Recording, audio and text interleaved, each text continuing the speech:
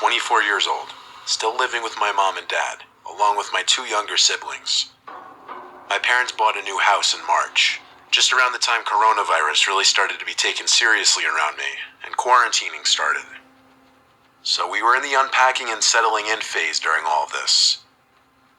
My room is actually in the basement, which I don't mind. It's furthest away from my parents' room. It's technically just an extra room in the house, not really meant to be a bedroom, but we made it one.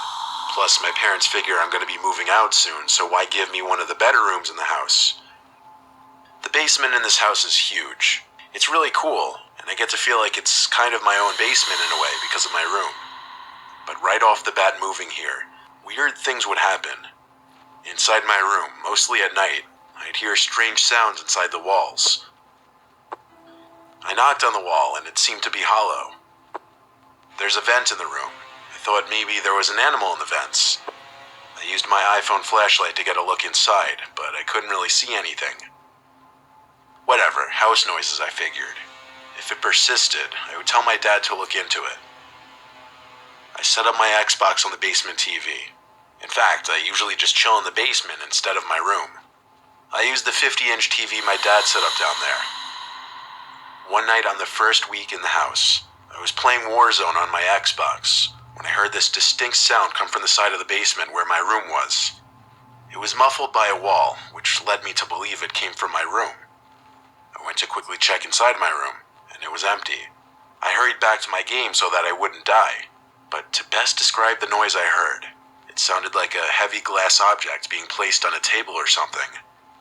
I figured it probably came from upstairs. Literally the next night, I awoke to some weird, muffled thumps. I couldn't tell if it was above my room or to the side of my room. I took my phone again and went to the air vents, but once again, even with the light, I couldn't see anything in there. I was starting to worry a small animal might be in the vents or living inside the walls. I brought it to my dad's attention, who told me to let him know if it persisted, and he told me to try to record the sounds if possible. So a few nights later, I woke up at 4 in the morning feeling extremely thirsty. My trusty bedside water bottle was empty that night, so I had to go upstairs to get a refill. On my way back downstairs from the kitchen after refilling the bottle, I stopped mid-staircase in the dark, thinking I heard something from the basement. "Andy?" I said very quietly, wondering if my brother was hiding down there. I whipped out my phone to use the flashlight again as I finished my descent down the stairs. I had a quick look around the basement just for peace of mind, and when I found it was clear, I went back to my room to hit the hay. As I placed my water bottle on the ledge above my bed, something in my gut told me to just look at that little vent in the wall one more time. So I shined the light in that direction, and even though it was only for like half a second, I knew what I saw.